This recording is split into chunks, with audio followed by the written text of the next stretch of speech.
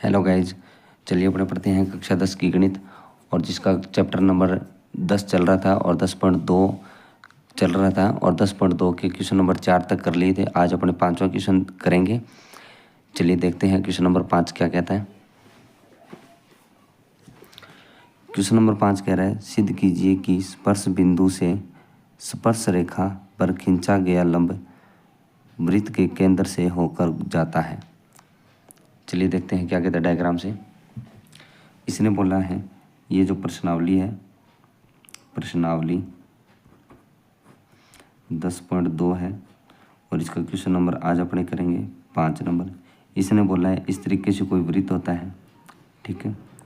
ये जो वृत्त है इसके ऊपर कोई स्पर्श रेखा इस तरीके से खींचते हैं, ये स्पर्श रेखा हो गई। और यहाँ कोई पॉइंट ओ है, ये केंद्र हो गया, ये केंद्र बिंदु है। और यहाँ स्पर्श पॉइंट जहाँ मान के चलो ये पी पॉइंट पर स्पर्श कर रहा है, तो ये जो पॉइंट है वो कौन सा है? स्पर्श बिंदु है, ये स्पर्श बिंदु है, ठीक है। और ये जो है वो एल और एम जिसको अपने नाम दे रहे हैं वो एक स्पर्श रेखा है। इसने बोला किसी भी वृत्त के जहाँ कोई स्पर्श रेखा खींची जाती है और वो जो स्पर्श पॉइंट है वहाँ से अगर केंद्र पर, वहाँ से अगर लंब इस तरीके से लंब डालते हैं, तो वो जो लंब डालते हैं वो लंब है वो इस केंद्र से होकर गुजरता है, ऐसा इसने बोला है। ये बताना है भी ये इस केंद्र से होकर ही जाता है। चलिए देखते हैं, इसको करते हैं ज्ञान। हमें एक चीज़ याद है कि अपने को पर में इसको बताने के लिए 10.1 है जो पर में है वो यहाँ पे लिखनी होती है और उससे अपने सीधा सीधा बोल सकते हैं भी ये इसी केंद्र से होकर जाता है ये लंब। चलिए देखते हैं 10.1 पर में है वो क्या कहती है भी किसी वृत्त के किसी वृत्त पर खींची गई स्पर्श रेखा स्पर्श बिंदु से केंद्र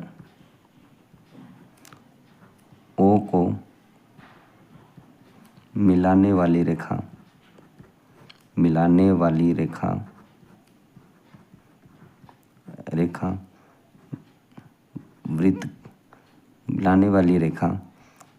स्पर्श बिंदु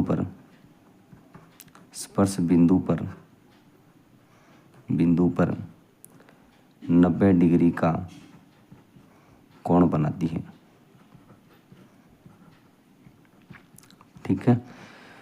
जब ये 90 डिग्री का कोण बनाती है तो इधर वाला कोण भी 90 है और इधर वाला कोण ही 90 है, इसलिए वो क्या है इस केंद्र से होकर ही हमेशा गुजरता है, ठीक है। तो इसका आंसर है वो 10.1 पर में लिखेंगे और उसका डिटेल है इस तरीके से लिखना पड़ेगा, तभी इसके नंबर मिलेंगे और ये इसका आंसर होता है। और इसके लिए कोण 2 बताना पड़ता है। जैसे अपने करेंगे ओ पी एम, कोण ओ पी एम बराबर में ओ पी एल, कोण ओ पी एल दोनों ही कितने डिग्री के हैं? 90 डिग्री के हैं, ठीक है। और ये अपना क्या हो जाएगा? आंसर होता है। तो ये 10.1 पर में ये कहती है स्पर्श रेखा होती है, उस पर यहाँ पॉइंट है और जो पॉइंट है वहाँ 90 डिग्री कोण बनते हैं। दोनों साइड जब 90 के बनेंगे तो वो अपने आप ही क्या है इसके अंदर से होकर गुजरेगी रेखा, ठीक है। तो इसका आंसर हो जाएगा। चलिए क्वेश्चन नंबर 2 इसका आगे वाला करता है। क्वेश्चन नंबर 6 है वो करते हैं। चलिए देखते हैं क्वेश्चन नंबर 6 क्या है।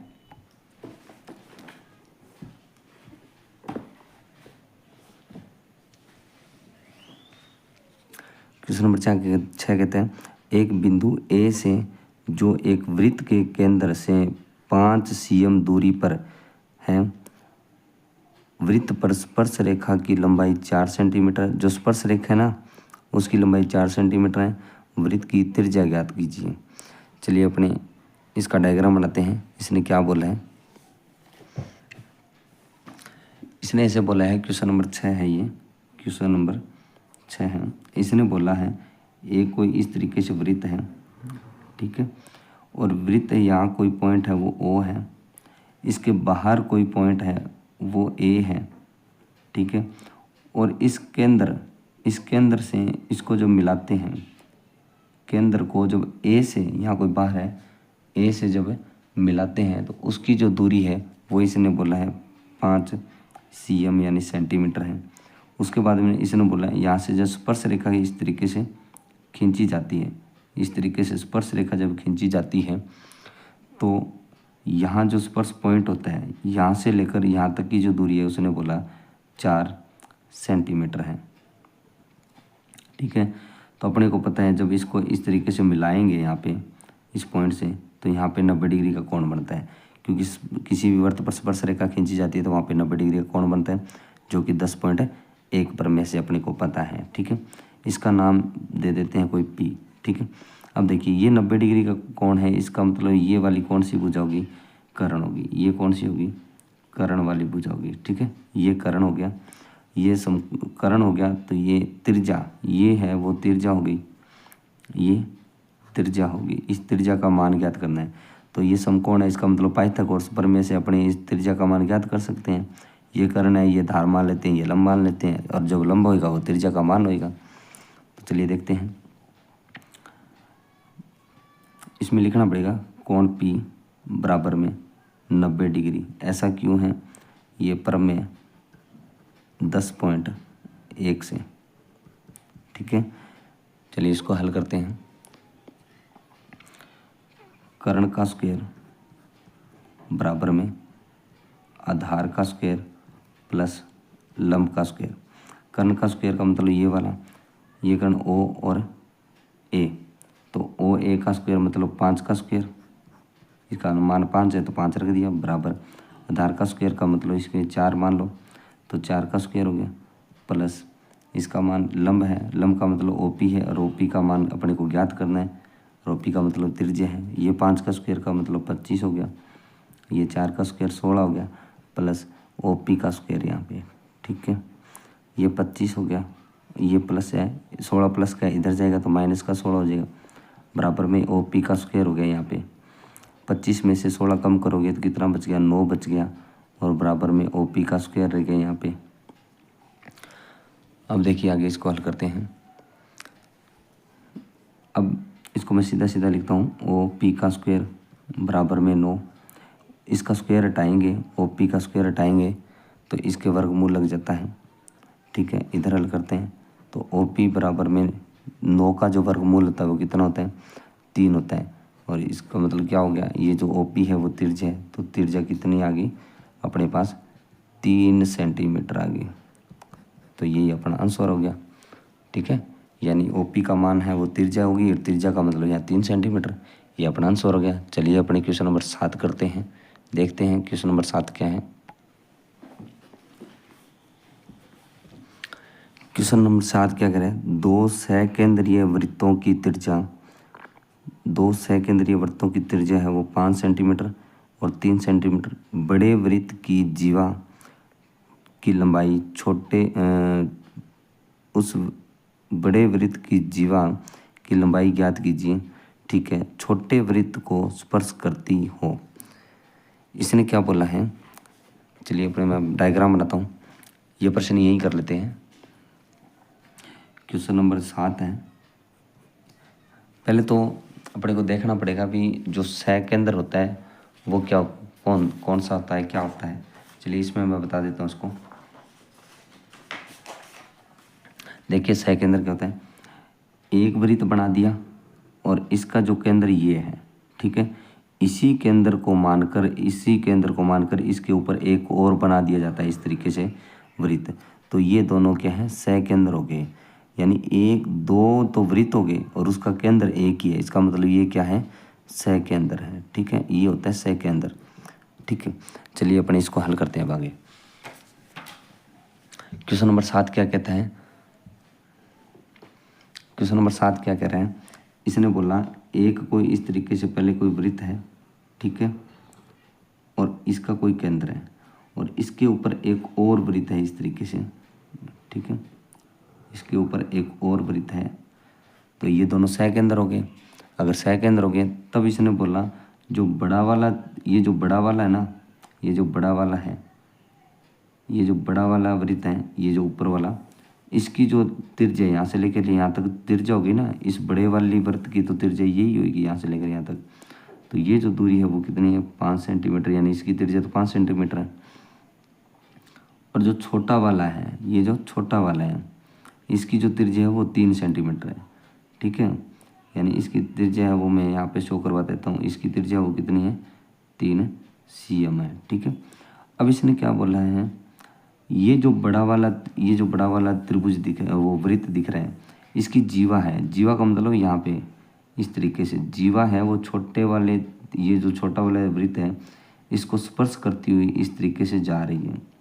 ठीक है, तो यहाँ से लेकर ये जीवा बन गई, बड़े वाले त्रिभुज है इसकी तो ये जीवा बन गई, और छोटे वाली जो वृत्त दिख रहा है इसका ये क्या है स्पर्श रेखा बन गई, यहाँ से स्पर्श होती जा रही है। ठीक है, इसने ऐसा बोला। चलिए मैं इसको यहाँ से मिला देता हूँ, इसको ऐसे मिला दिया। जब यहाँ से लेकर यहाँ तक की दूरी 5 सेंटीमीटर है, क्योंकि बड़े वाला वृत्त है उसकी त्रिज्या है वो 5 है, और यहाँ से लेकर यहाँ तक भी त्रिज्या ही हुई, क्योंकि त्रिज्या सारी जगह एक जैसी होती है।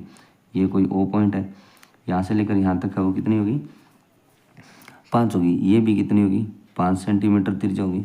अब मैं इस छोटे वाले वृत्त के अंदर ध्यान देना एक बार, इस छोटे वाले त्रिभुज के अंदर मैं इसको यहाँ से और इस पॉइंट तक मिला दूँ, इस पॉइंट तक मिला दूँ इसको, ये जो स्पर्श पॉइंट है इसको मैं पी नाम दे देता हूँ। ठीक है, यहाँ से इस छोटे वाले को जो मिलाया तो ये कितना हो गया, ये 3 हो गया, क्योंकि ये छोटे वाले की त्रिज्या इसने बता रखी है अभी 3 सेंटीमीटर, और बड़े वाले की 5 है। ठीक है, छोटे वाले की तो 3 होगी और बड़े वाले की 5 होगी। अब इसके अंदर देखो एक इसी तरीके से डायग्राम बन गया। अब इसने बोला क्या है बी, यहाँ कोई ए और ये कोई बी है।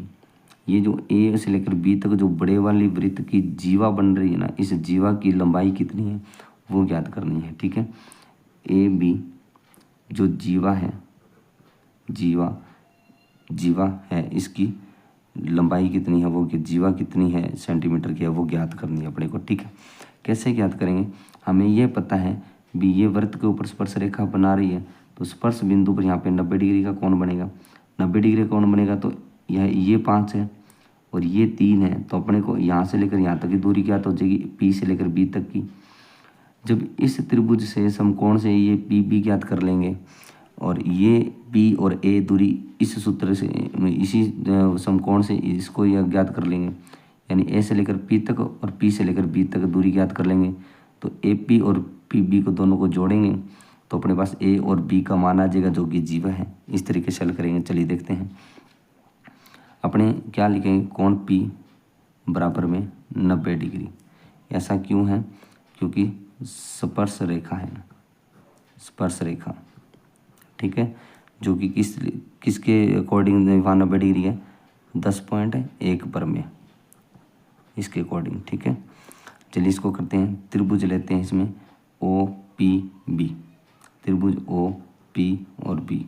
इसके अंदर पाइथागोरस सूत्र लगाते हैं, कर्ण का स्क्वायर बराबर आधार का स्क्वायर प्लस लंब का स्क्वायर। ठीक है, कर्ण का स्क्वायर का मतलब देखो इसके सामने वाली भुजा कर्ण है, इसका मतलब 5 हो गया, इसका मान कितना हो गया 5 का स्क्वायर हो गया, बराबर आधार का स्क्वायर मतलब कोई सा मान लो, ये 3 का स्क्वायर मान लो या पी बी मान लो, यानी पी और बी इसका स्क्वायर मान लिया आधार, प्लस लंब कोई सा मान लो, जैसे लंब ये हो गया, जैसे 3 हो गया तो 3 का स्क्वायर हो गया, यहाँ 5 का स्क्वायर का मतलब 25 हो गया, बराबर पी बी का स्क्वायर रह गया। ठीक है, और 3 का स्क्वायर का मतलब यहाँ 9 हो गया, ये 25 हो गया, ये 9 प्लस का इधर आएगा तो माइनस का 9 हो जाएगा, बराबर में पी और बी का स्क्वायर। 25 में से 9 कम करोगे तो कितना बचेगा, यहाँ पे 16 बच गया, और बराबर में पी और बी का स्क्वायर। जब इसका स्क्वायर हटाओगे इसका वर्गमूल लग जाएगा, इसका मतलब 16 का वर्गमूल बराबर में पी और बी हो गया। और पी और बी का जो मान है, देखिए पी और बी का जो मान है वो 16 का वर्गमूल कितना 4 है, इसका मतलब पी बी का मान कितना आ गया 4 आ गया।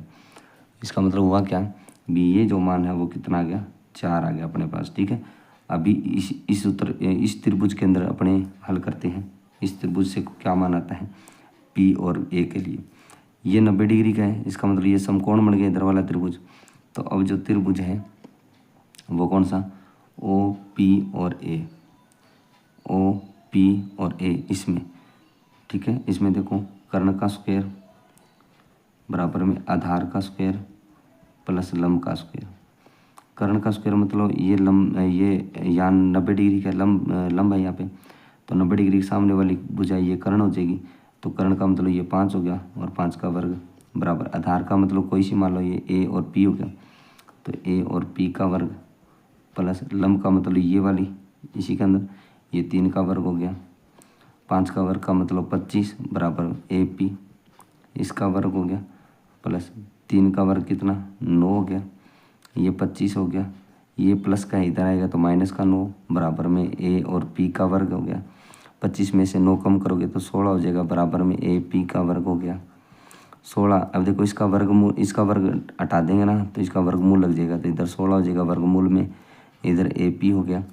16 का वर्गमूल कितना 4 होता है बराबर में ए पी हो गया, तो ए पी बराबर में क्या आ गया बराबर में 4 आ गया। मैंने सही तरीके से लिख दिया इसको, ठीक है। अब देखो ए पी प्लस में बी बी, ठीक है। ए पी अब लिखोगे यहाँ लिखोगे जीवा की लंबाई, ठीक है। जीवा की लंबाई कैसे लिखोगे ए पी प्लस में पी बी प्लस में पी बी, ठीक है। ए पी का मान कितना 4 प्लस पी बी का मान कितना यहाँ पे पी बी का मान यहाँ कितना 4 आया है, तो यहाँ भी 4 रख दिया, तो दोनों का मान कितना आ गया 8 cm। इसका मतलब इसका आंसर कितना आ जाएगा 8 cm आ जाएगा, ठीक है। तो इस तरीके से इसको प्रश्न को देख सकते हैं आप। तो इसकी जीवा की लंबाई कितनी आ जाएगी 8 सेंटीमीटर आ जाएगी, ठीक है। ये अपना आंसर है।